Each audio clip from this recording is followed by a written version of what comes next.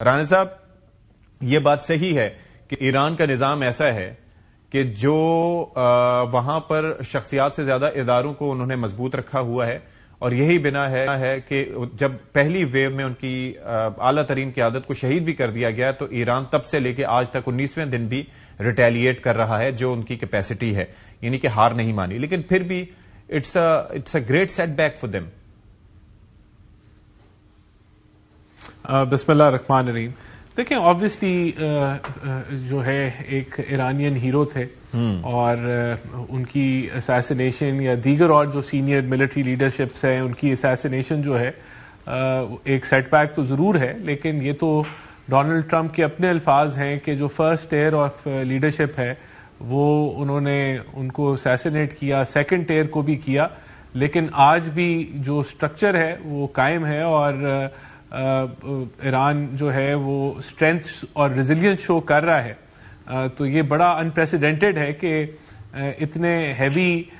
Leadership کی elimination کے باوجود جو ہے نظام ان کا چل رہا ہے، اور یہ ایک سیٹ بیک ہے امریکہ کے لیے. اس سے بڑا سیٹ بیک امریکہ کے لیے یہ ہے کہ ان کا کوئی بھی ایلائی جو ہے ان کی کال پہ انہوں نے لبیک نہیں کہا، اور ساروں نے اسٹریٹ آف ہرمز کے اوپر جو انہوں نے کال دی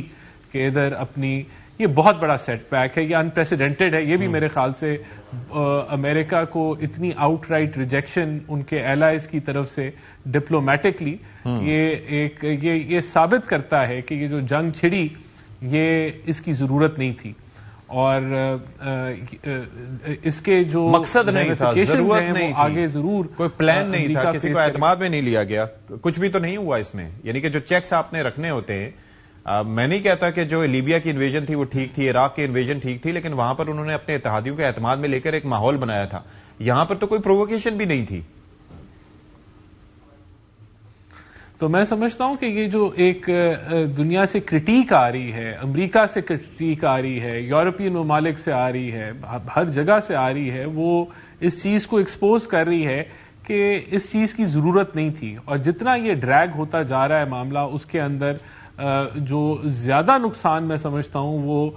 امریکہ کا اور اسرائیل کا ہوگا. ایران آبویسلی سفر کر رہا ہے، اس کے لوگ سفر کر رہے ہیں، لیکن جو سٹینڈ انہوں نے لیا ہے اس سے مزید، جو آپ کہہ لیں کہ وینزویلا میں آپ نے دیکھا کہ امریکہ نے ایگریشن دکھائی اور اس سے کانفیڈنس ان کو ملا، پھر ایران آیا، لیکن اب اس کے بعد کم از کم اس خطے میں بریک لگ جائے گی، کیونکہ یہاں جو جن مسائل میں امریکہ پھنس گیا ہے تو موونگ فارورڈ ان کے لیے آسان نہیں ہوگا کہ کوئی اور وہ اس خطے میں ایڈونچر کر سکے، بلکہ ان کے جتنے بھی ایلائز ہیں جہاں یو ایس بیسز موجود ہیں جس کے ذریعے وہ ایران پہ حملہ کر رہے ہیں، ان کے لیے بھی ایک سوالیہ نشان ہے کہ ان کو جو